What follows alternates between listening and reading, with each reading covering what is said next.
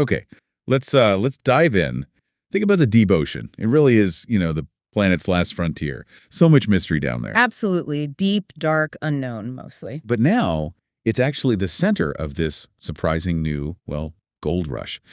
Deep sea mining. Yeah, it's happening fast. So today we're taking a deep dive into that race, the one for critical minerals on the ocean floor. We're using insights from a really good piece in The Economist. And our mission really is to help you quickly get a handle on who the key players are, what the rules are, because they seem to conflict, and why this hidden battle matters so much for tech and, well, global politics. And the timing on this is really something. The whole game changed very recently, didn't it? April 24th, 2025. Right, the U.S. president signed that executive order. Exactly. It basically greenlights U.S. companies to go looking for these critical minerals down there. And crucially, it specifically waives those previous international restrictions. That sounds like a massive shift. Oh, it is. It's a really bold move. It challenges the whole, existing way of governing the oceans internationally. So the U.S. is just saying, we're going for it, basically, on their own terms. That seems to be the message. Okay, but hang on.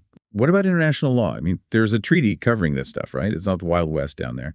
Or is it now? Well, that's the million-dollar question, isn't it? You pointing straight at the conflict. The U.S., famously, hasn't ratified the UN Convention on the Law of the Sea. UNCLOS. Often called the Constitution for the Oceans, I think. That's the one. And UNCLOS set up the International Seabed Authority, the ISA. Its job is supposed to be managing resources beyond national borders for the benefit of mankind as a whole. And the ISA says no mining in international waters currently. Correct. So from the ISA's perspective, and many other countries too, this U.S. move looks like it's breaching established international law. Okay, but if the U.S. never signed up to UNCLOS, can they technically breach it? Or is this more about, breaking a global understanding, a precedent? That's precisely the debate. The U.S. perspective is likely, we're acting within our rights outside a treaty we didn't join. Right. But many others see it as undermining, decades of work to manage shared resources. If a major power just ignores UNCLOS, what stops others? It could become a free-for-all. A dangerous precedent, then. Definitely. The Economist article actually mentioned the reaction using the term Trump shock. Ah, okay. That paints a picture. Sort of unilateral action causing global ripples. Exactly. Echoes of past U.S. withdrawals from international agreements, creating immediate concern globally. So how are other countries reacting? Are they just watching? Oh, no, not at all. I mean, while that shockwave went out, you've got countries like France, Germany, the UK. They already license mining, but within their own national waters. Different rules apply there. Right, under their own laws. Yes. And France is actually hosting a UN ocean conference soon, June 2025. Plus, the EU is pretty firm. They see UNCLOS rules not just as a treaty, but as customary international law binding on everyone. Okay, complex reactions then. And what about China? They always play a big role in resource discussions. Where do they stand? Yeah, China's position is interesting. They also haven't signed UNCLOS, so technically, legally, they're sort of at a disadvantage compared to the U.S. for claiming rights in international waters. There's always a but with these things. Well, the paradox is China still has huge influence. Its state bank apparently controls a lot of the financing around the ISA's activities, so they have this significant leverage within the system, even without being a full signatory in the same way. It's complicated. Sounds it. And speaking of the ISA, the body meant to manage all this. You mentioned its perspective, but the article hinted it has its own problems.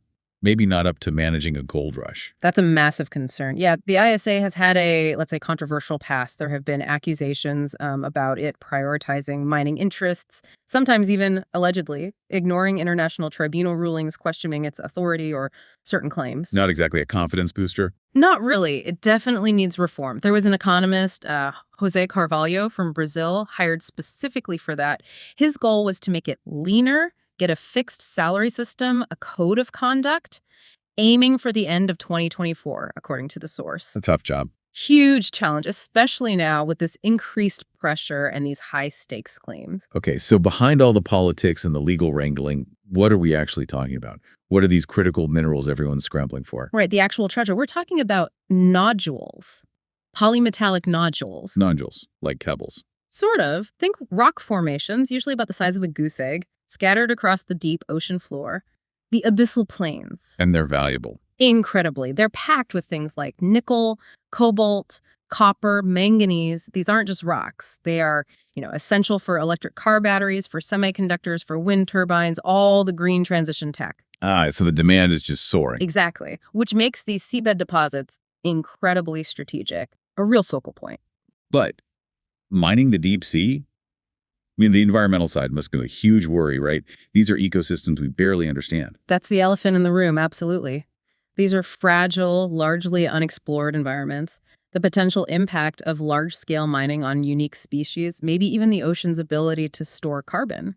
It's a massive unknown. A huge tension there. Resource needs versus protecting the unknown. Precisely. It's a difficult balance, or maybe an imbalance. So wrapping this up for you, the listener, it's clear this is a really complex situation. You've got urgent needs for minerals clashing with international laws, or maybe the lack of universally accepted laws. And all playing out against this backdrop of potentially huge ecological consequences in, well, Earth's last great wilderness. Yeah. So it leaves us, and hopefully you, with a big question to think about. As nations race to stake their claims on these vital deep-sea resources, what does this scramble really signal for the future? For global cooperation, for how we manage the planet itself? It's something we'll be watching closely.